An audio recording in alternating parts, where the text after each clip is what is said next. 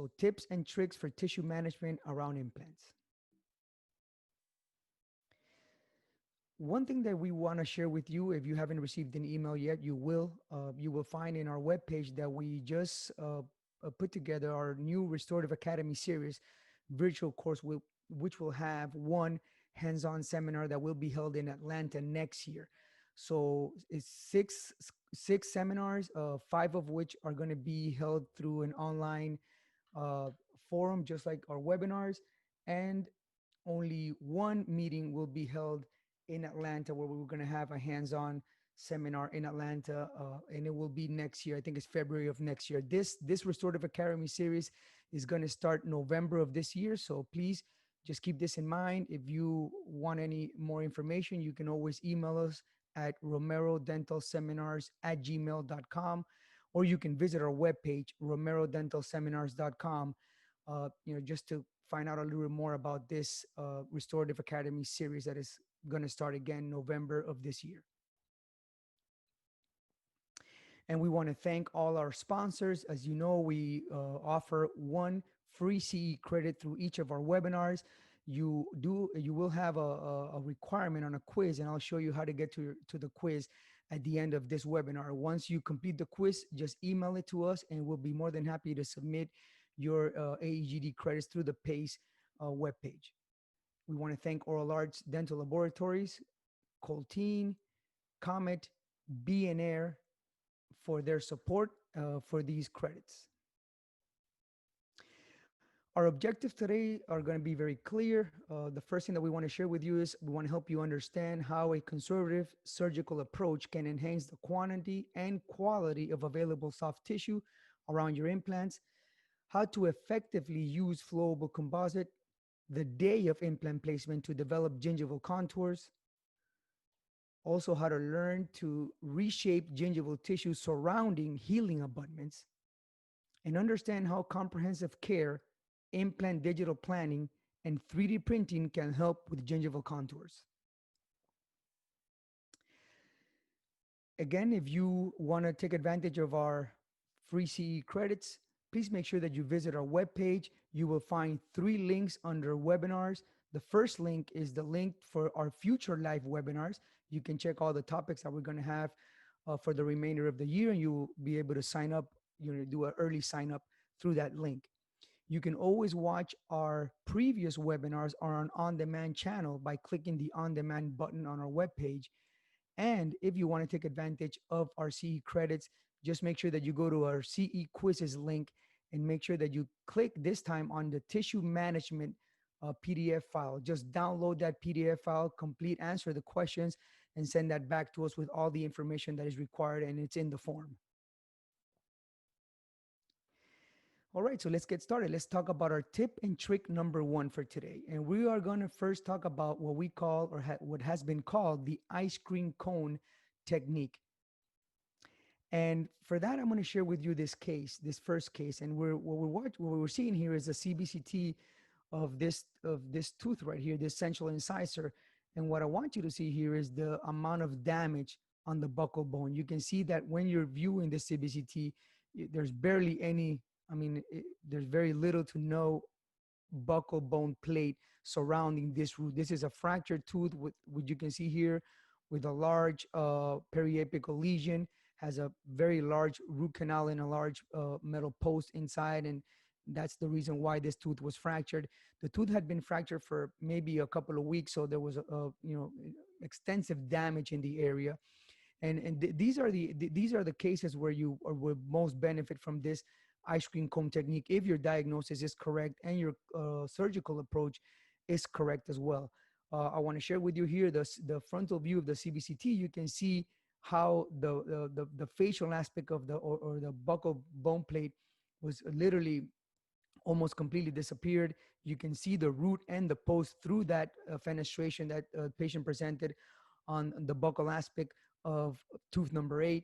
And again, this is an extensive damage. And if we think about this and we have to place an implant there to restore this tooth, the first rule that we should follow is that if there is no buccal bone plate, we should not place the implant. That is a basic general rule that we should follow, thinking not only on the stability of the implant and the integration, but most importantly on the gingival anatomy and the gingival contours. Keeping those gingival contours nice and even, because you do have a natural tooth that will be that will be restored as well on site of tooth number 9. So we got to try to match the gingival zenith and the gingival contours of both the natural tooth and the implant restoration.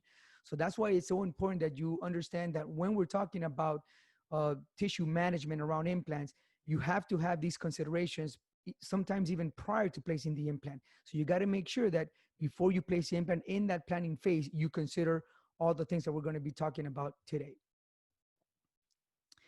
Again, this is now the day of extraction. You can see the fracture of the root, the tooth was extracted, and you can see now the socket with the defective bone on the buccal plate. You can see this depression on the tissue because the tissue is literally invading this area where there is no remainder buccal bone. And under these conditions, regardless of the amount of bone that you would have on the lingual aspect, on the lateral or the lateral walls, if there is no buccal bone plate, you are going to have recession. You are going to have some of the threads of your implant showing through if you decide to place the implant at this time. So just for you to observe the day of extraction, you can see that tissue. It was completely movable tissue. There is no bone underneath that area. There's only bone on the lingual aspect and on the mesial and distal aspect. So what we decided to do for this particular case, this is one of the cases that I worked with one of my residents, and what we decided to do is that we decided to go about and using the ice cream comb technique. And the ice cream comb technique was presented in the literature in 2007. And what it really does is a very simplified grafting technique. And one thing that I want you to keep in mind is that this cannot be performed or, for all type of bone, buccal bone plate loss situations. And I do want to share with you that you will normally have 3 types of alveol of bone contours around the root of the tooth of the tooth that you're going to be extracting. You can either have a full buccal bone plate and lingual bone plate surrounding that tooth that's going to be extracted. And if this is the case and you have an untraumatic extraction, all you're going to probably have to do in this particular case is you may have the opportunity to immediate placement of an implant or a socket preservation technique. And you got to make sure that you understand the difference between a socket preservation technique, where the word literally states it. You're trying to preserve the socket. You have a buccal bone plate, you have a lingual bone plate, and all you're going to do is just try to preserve that socket. On the other hand, if you have what we call a type 2 socket, you're going to have some of that buccal bone missing, but you do have lingual, mesial, and distal bone, but you have some of that buccal bone missing, but you do not have any changes on the gingival tissue. So the gingival height of contour is at the correct level, even though there is no bone supporting that gingival tissue. This is exactly what you see on the patient that we're going to present to you today in the morning. So we had bone loss, but we had good gingival contours, because you can have as well what we call the type 3 type of defect, where you have bone loss and gingival recession.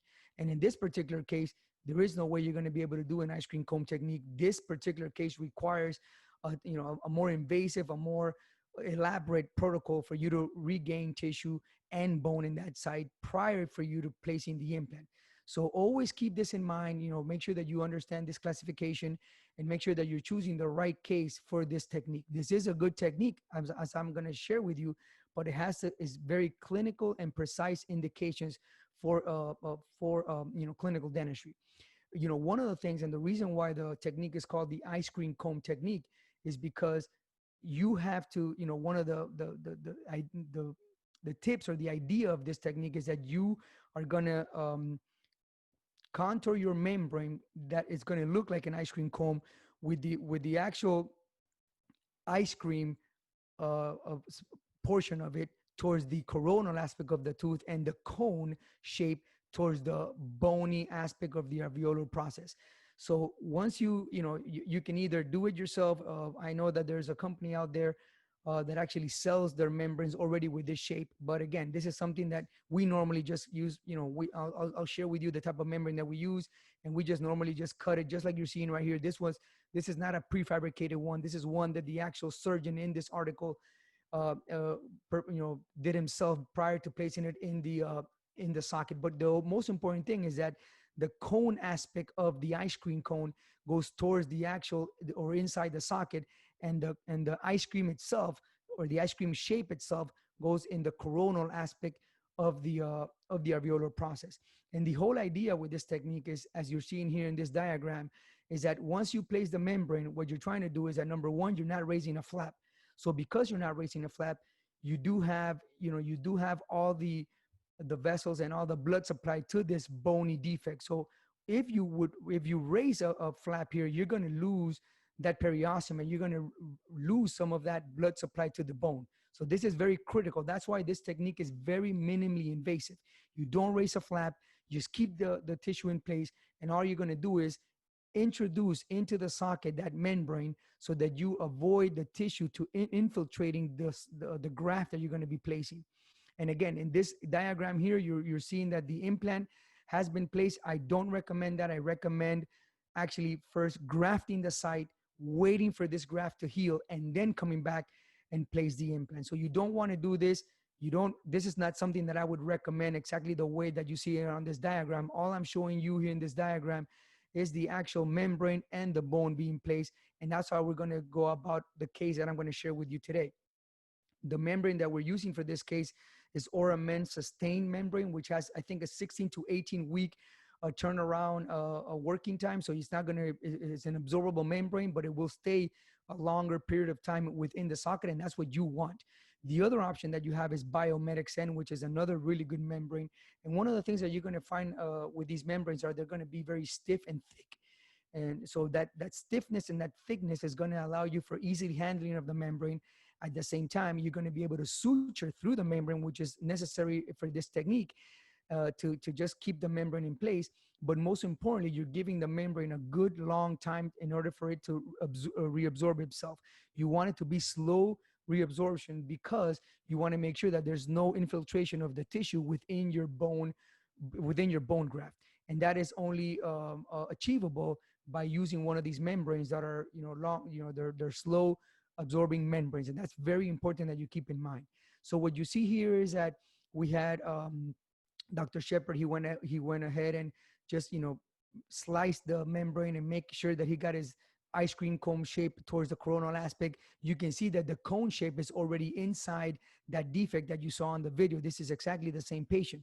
So that cone shape is all the way inside, holding or separating the tissue from the actual alveolar process. As you can see here from the occlusal view or incisal view, you can see the ice cream cone sticking out, the ice cream actually sticking out out of the tissue while the cone is inside the tissue. And you got to make sure that the width of your cone is enough to cover the entire defect within the alveolar process. And again, you can see that we haven't raised any type of flaps because we want to keep all the blood supplied in that area so that we can help maintain the whatever amount of bone that we have in that area at this point. And this is very critical for this technique. And then we go about doing our graft. And again, for the graft material, this is what we chose for the graft material. This is a 70-30 mineralized and demineralized type of bone. It has to be a small particulate bone because you want to make sure that you condense that bone within the socket. And when I'm saying condensing, you really want to push and you really want to make this very nice and tight within the socket. Obviously being careful that you don't damage or tear the tissue around it, but you want to make sure that you condense it and compact it within the socket so that you will actually see, and I'll show you in this next photo, that there's a little bump on the facial aspect. So you've been able to push that bone graft within the socket, fill the socket with your bone graft in order for you to even push that tissue that there is no bone here because there's a defect. You push the membrane and the tissue slightly more buccal. So that, because we all know that we're going to lose at least 20 to 30% of the volume of that bone once this starts healing. So you always want to have a slight over contour, and that's why you want that bone condensed within the socket the day of surgery. And once you do that, again, this is a very simplified grafting technique and it's very useful. And I'll show you the CBCT that we were able to obtain. I think it was 8 weeks after this graft was performed. But what I want you to see here is that once you complete condensing the bone within the site, all you have to do is fold the membrane, the ice cream aspect of the membrane, fold it towards the palate of the patient, and make sure that you suture it in place so that you can keep the membrane in place and you're done with your surgical procedure. There are no more sutures needed here. You don't need to do any cross on top of the membrane. You don't need to extend your sutures to the facial aspect of the tissue. All you need to do is keep that membrane in place, suture to the lingual aspect or the palatal aspect in this particular case, and then from there on, you're just going to let this heal by second intention. That is the goal of this surgical procedure, because what you want to do is that you want to have keratinized tissue grow around the membrane so that you end up having good and thick keratinized tissue the day of implant placement. Again, my recommendation is if you don't have any buccal bone, we don't place the implant the day of extraction. We repair the socket first using the ice cream comb technique. And once the socket is repaired, in this particular case, we waited 8 months, 6 months, I'm sorry, we waited 6 months in order for us to be able to go ahead and place the implant. So we wait for healing. And once we achieve, we look at the CBCT and we can see that there's bone. This photo was taken 3 or 4 weeks after the surgical procedure. You can see now there is second intention healing here. There is no more sutures in place. The membrane is most likely still in place and it's just being covered by the tissue. This membrane can stay there without being reabsorbed up to 16 or 18 weeks. So, and that's why we select this membrane or this type of membranes, because we want to make sure that they stay in place for a long period of time. And again, you can see now, we have a little bit of good buccal contour on this aspect of the tissue. We just have to now wait for this to heal and bones to start repairing that area. Now, this is a really good CBCT because this is the pre-op CBCT where you can see the fenestration, the bony fenestration, right, prior to the extraction of tooth number 8. And this is 6 months later, before we actually decided to place the implant. And you can see how now the bone is being repaired on that buccal aspect. You can see the temporary in place. You can see tooth number 9 as well. But look at the way that there's now new bone growing in this defect. So again, if this technique is followed correctly, if the diagnosis is done correctly, and there's a good clinical and surgical technique, this is a very valid technique. And again, we're just looking at the CBCT from a different angle. You can see the buccal lingual width of that bone that we've been able to achieve in the area prior for us to placing the implant. And if you think about it, this is crucial because we're thinking ahead of time. We're literally making our clinical decisions, we're looking at our pink aesthetics from even before we extracted the tooth. We knew that if we had a very minimally invasive approach, and we just literally waited and we're not rushing through the process and decided when to place the implant and when that implant placement would be a good day, or when it would be a good day or time to place the implant. So we're just walking one step at a time. We know that we're going to achieve the success that we want to achieve with this particular case. And again, if you compare the CBCT, you can see the pre-op CBCT with no bone on the, literally very little to no bone on the facial aspect of that tooth number 8. And now you can see the temporary in place, but look at the thickness, look at the buccal lingual thickness of that bone repair that we were able to achieve using this ice cream comb technique. That is not a new technique. It's been out there for many, many years, as you've seen, 13 years now. But the beauty of it is that it's a minimally invasive and it's very predictable technique. So if you have the right, and is ideal for type 2 type of socket defect. So and you will have some of these cases come into your practice, and these are cases that can be managed by yourself if you have the experience on doing this. Just to go ahead, and as you can see here, once we waited those 6 to 8 months, we went ahead and we decided to go in and place the implant. And you can see now here the implant in place. And this is where the patient is at right now. We haven't restored this implant yet, but we know that that implant has been placed with good buccal and lingual bone, and that is going to help us keep that gingival contour where it needs to be when we decide to go ahead and restore that implant. So this is a critical thing and a very important tip and trick that you need to keep in mind prior to you placing the implant and going about thinking on how that, how do you gain stability for the tissue surrounding your implant. Now, on our tip and trick number 2 is going to be, how can we use flowable composite the day of surgery in order for us to start, to help us contour the tissue around the implant. And what you're seeing here is a sequence of x-rays And this is one of my cases, and you can see here I'm going to do an internal sinus lift. So we're going to go in, we're going to do our initial pilot drill. We're going to go up to the floor of the sinus, and then we're going to go ahead and push a little bit of that floor of the sinus using the Versa drills. So we're going to just also densificate bone, and we're going to push that bone towards the apical portion so that we can put a longer implant within this site. And that's what we decided. That this is what we completed during that day. This is the day of implant placement. You can see this is a Zimmer implant with its carrier. This is the final X-rays, and I'll show you that X-ray a little bit later on. But this is where I want you to stop right now. This is the day of implant placement with this metal carrier that Zimmer actually has with their implant. So here is the implant in place. This is the cover screw. We're going to now go ahead and remove the cover screw. This is the day of implant placement. You can see nice and thick tissue around this implant site. So I know that I have enough keratinized and thick tissue so that I can go ahead and the same day of surgery, I can go ahead, remove the cover screw, place my implant carrier, section the implant carrier, cut the implant carrier into a very short length, and just add flowable composite. In this particular case, we've added Synergy D6 Flow, which is from Coltine, and we just go ahead. What I do when I do this, I do it outside the patient's mouth, and all I'm trying to do is just mimic whatever you see on the shape of the neighboring molar. I'm just trying to mimic that anatomy so that I can get the tissue to heal the day of my implant placement to start healing following these contours.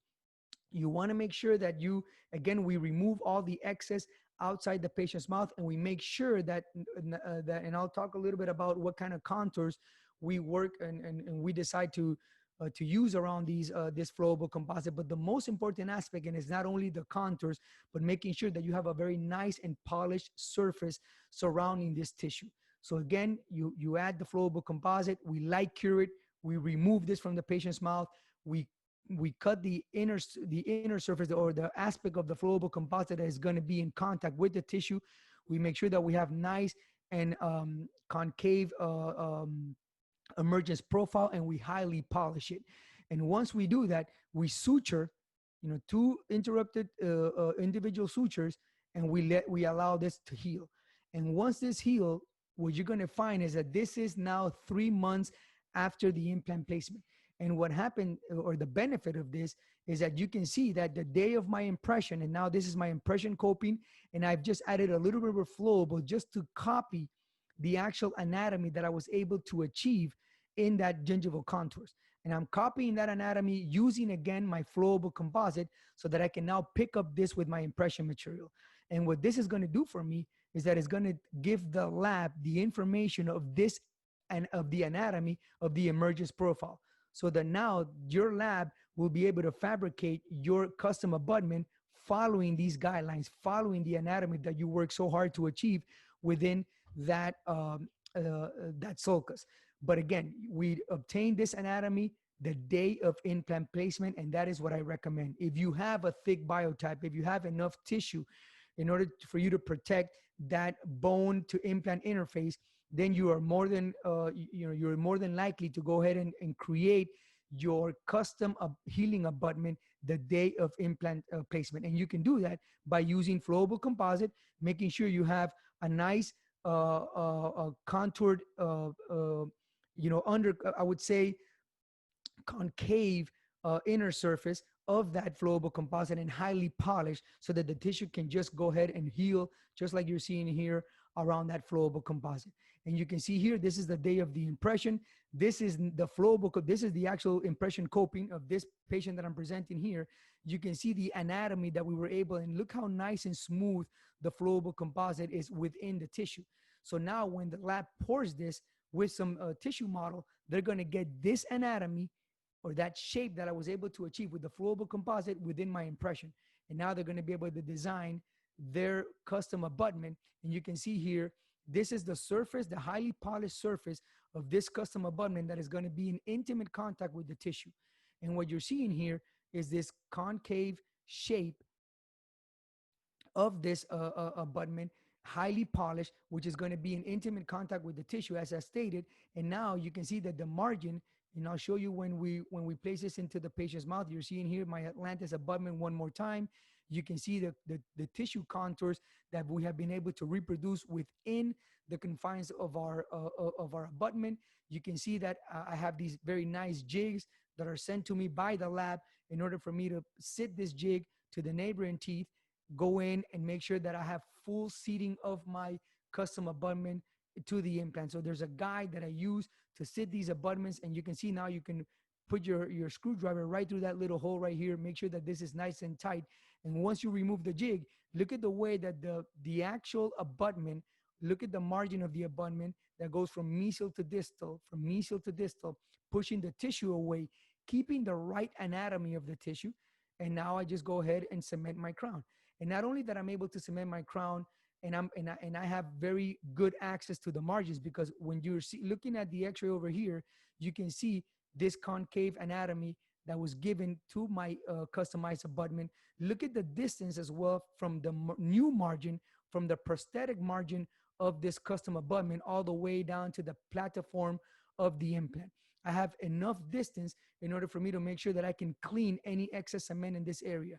And I'm going to use just temporary cement to bond these crowns, and that's what I normally use.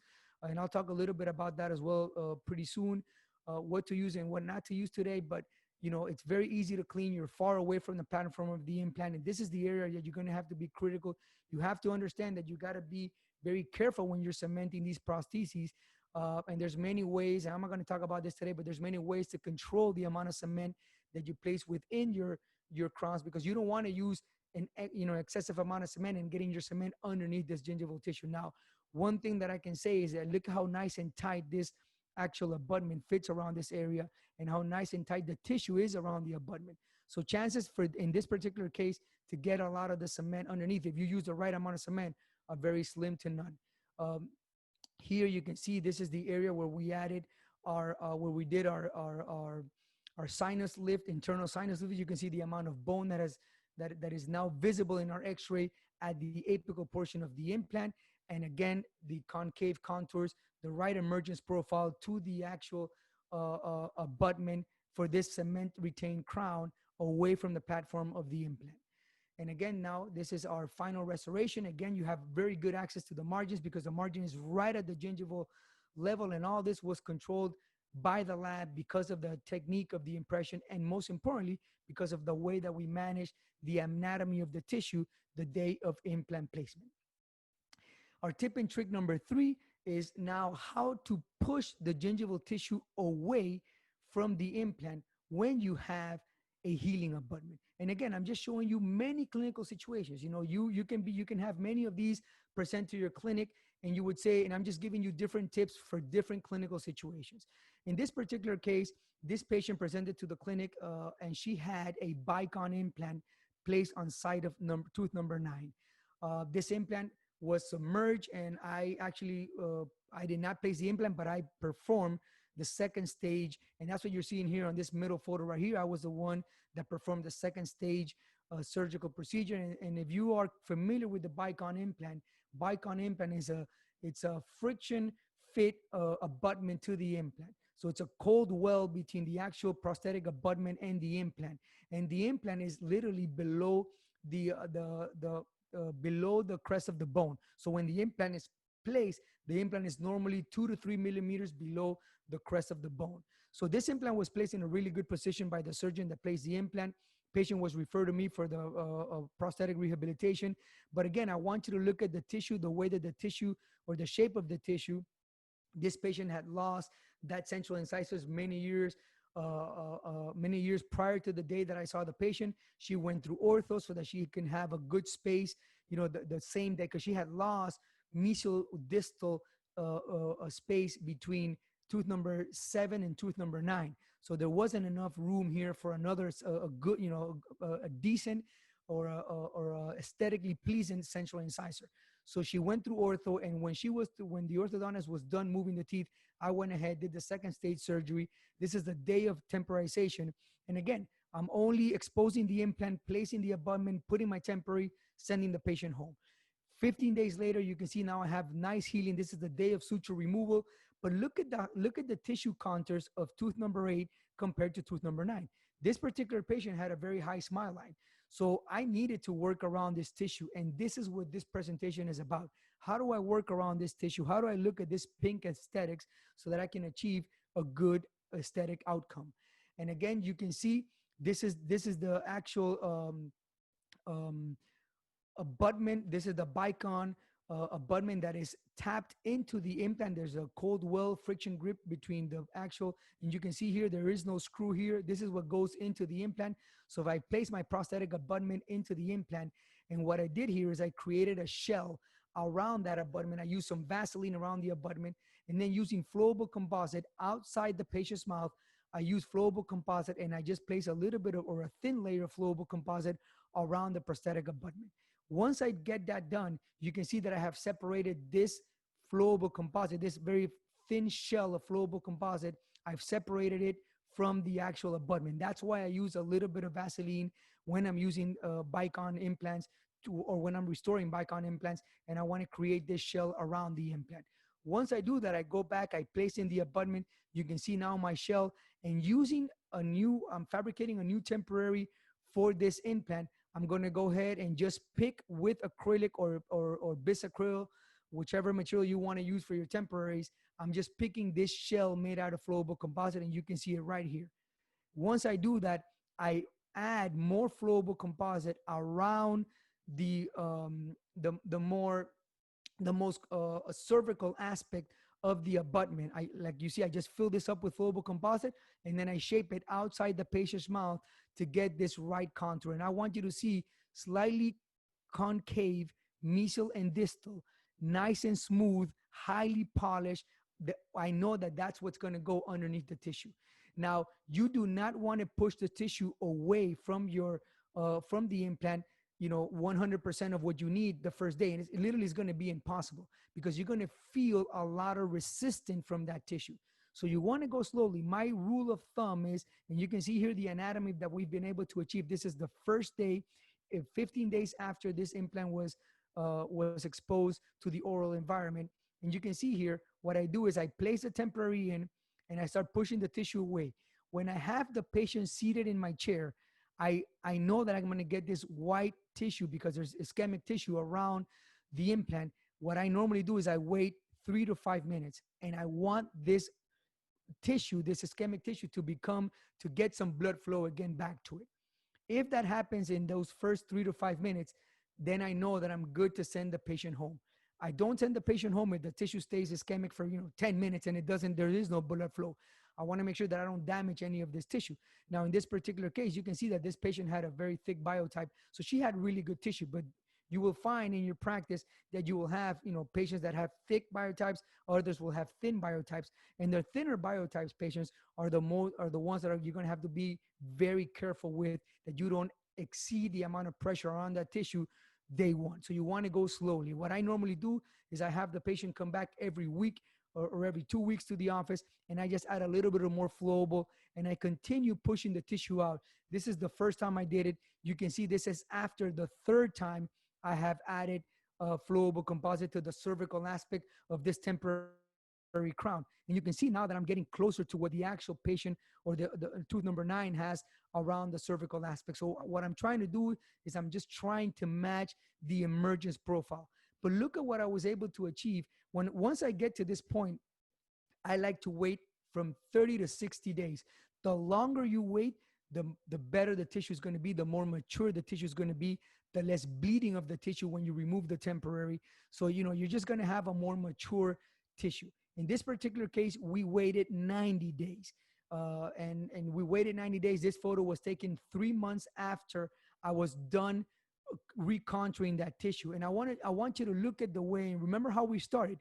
We started with a very thin, this was a 3.5 millimeter implant. So the actual access to that implant was very, very thin. And look at the amount of tissue that we were able to push away. Look at the sulcus that we were able to create because this implant was correctly placed at the right depth and the right location by the surgeon. This is not one of my cases surgical wise. I'm just restoring this implant. But I want you to look at the way that we were able to achieve this contour. And again, it's just you having a little bit of patience, you will be able to do this. And I follow this same technique, not only for anterior teeth, but I do the same for posterior teeth. And this is another good example of the same technique. This is what you see. This is another patient. This is what you normally see. You see these implants and you see how narrow, this is tooth number 8, and you can see how narrow the access or the emergence profile is at this point. You will never be able to get a tooth that looks like a real tooth with this gingival contour. You need to push this tissue away.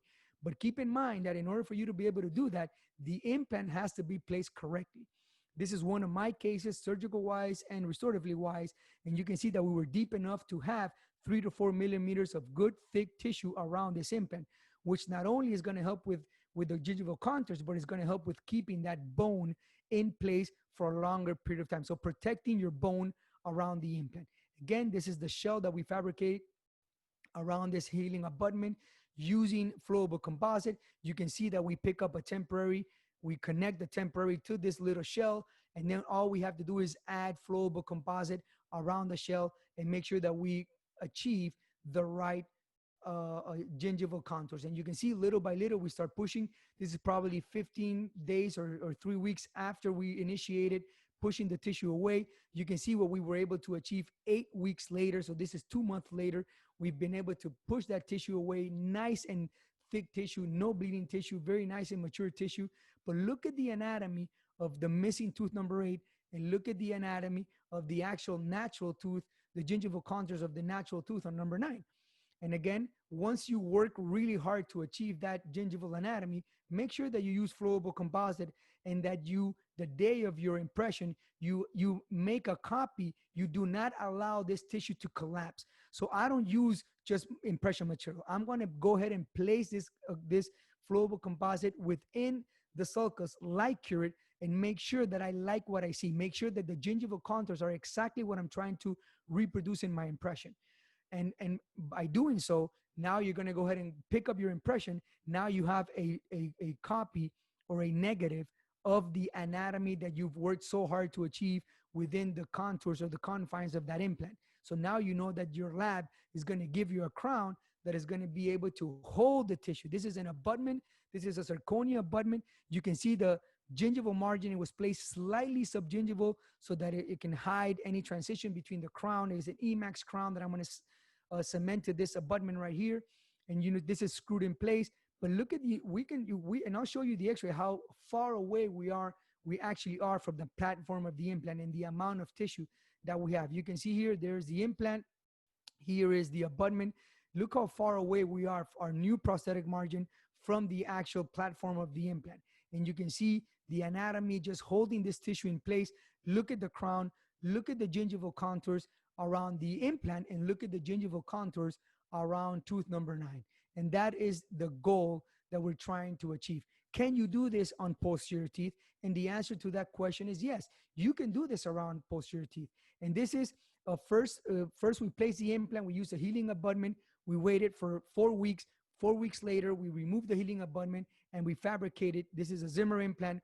We fabricated using a Zimmer temporary abutment, which I like a lot because they're plastic. They're made out of plastic. So the flowable composite bonds very easily to them. They're very easy to cut their section and make sure that you just, because again, I'm not fabricating a full temporary.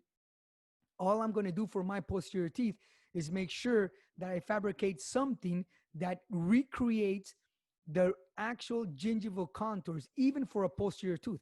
Because again, I want to make sure that if I'm going to cement a crown, my margin is right at the gingival sulcus, and I have really easy access to remove any type of cement that I decide to use. So here you go. Here's the implant. Look at the tissue around it. Look how nice and beautiful this tissue is.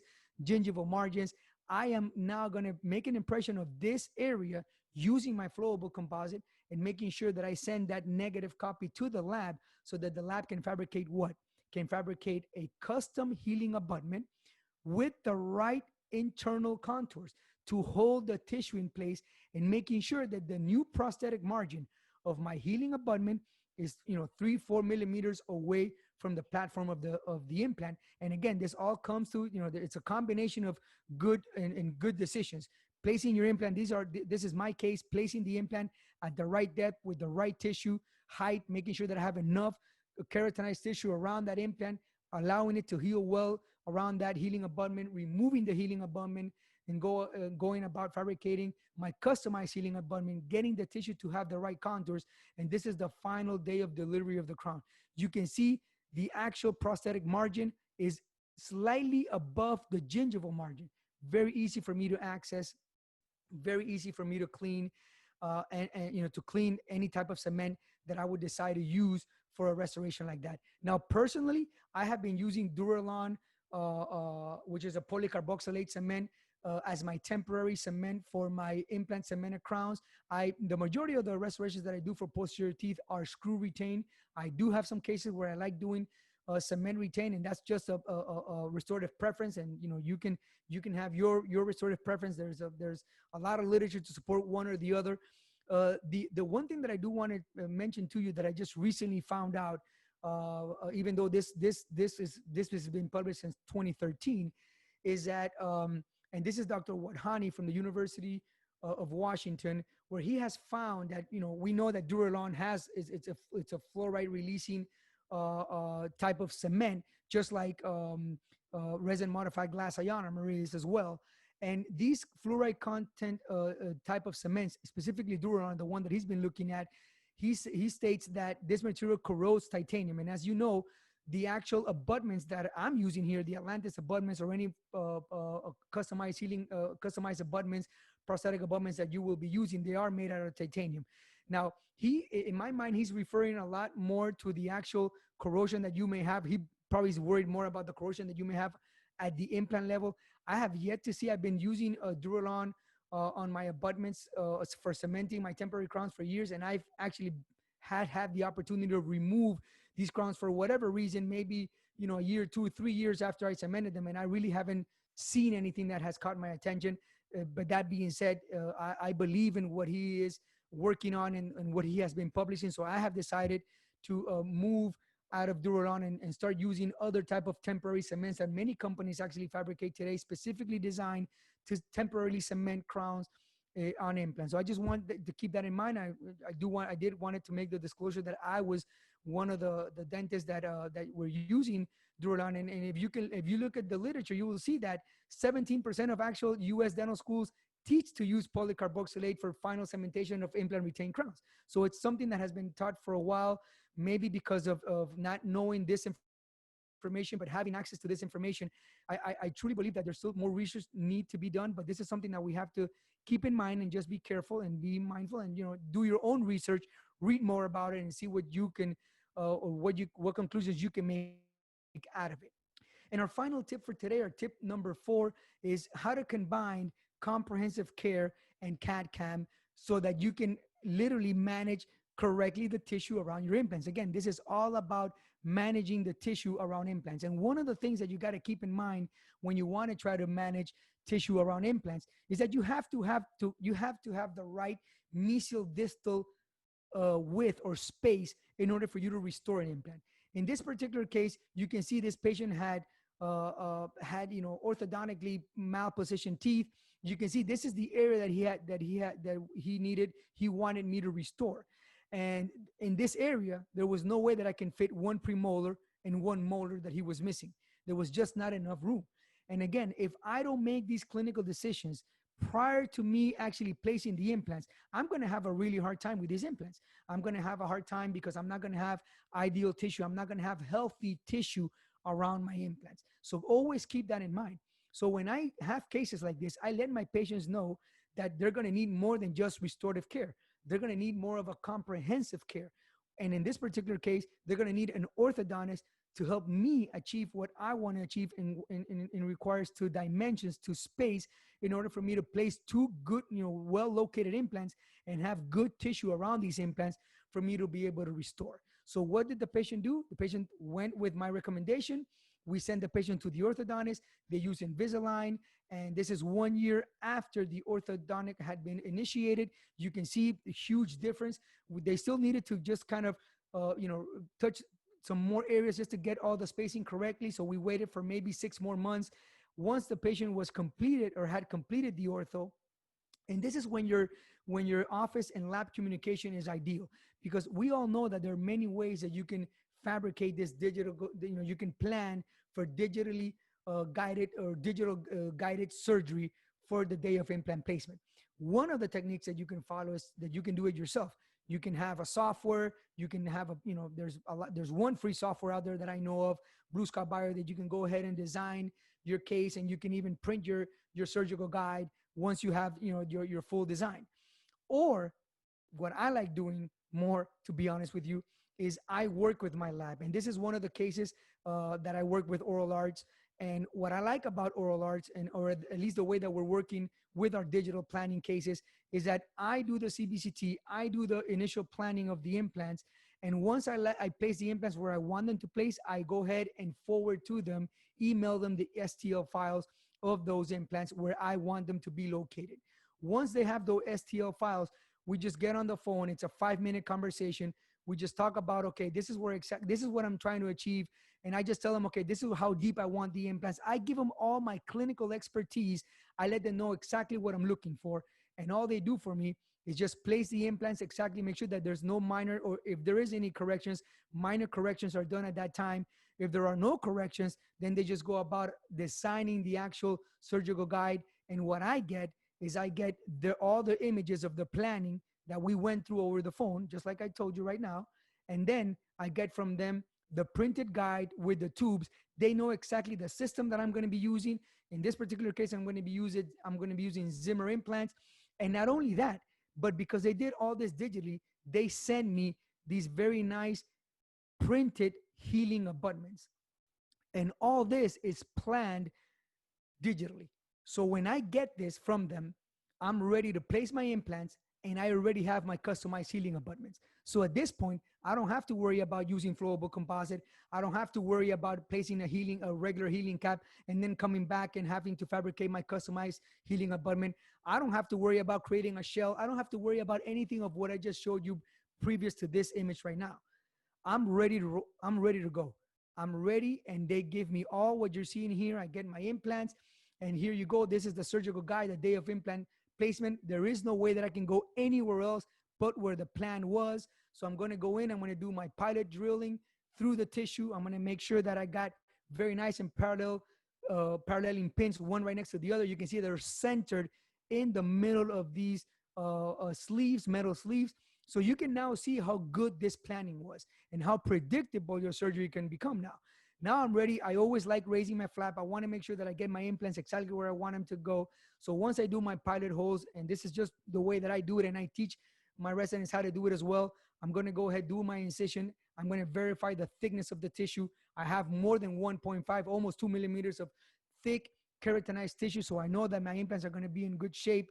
There you see, I complete my osteotomies using this guide. You can see that they're both very nice and centered towards that surgical guide. Look at both of the implants after placement, and look at their relationship with the surgical guide.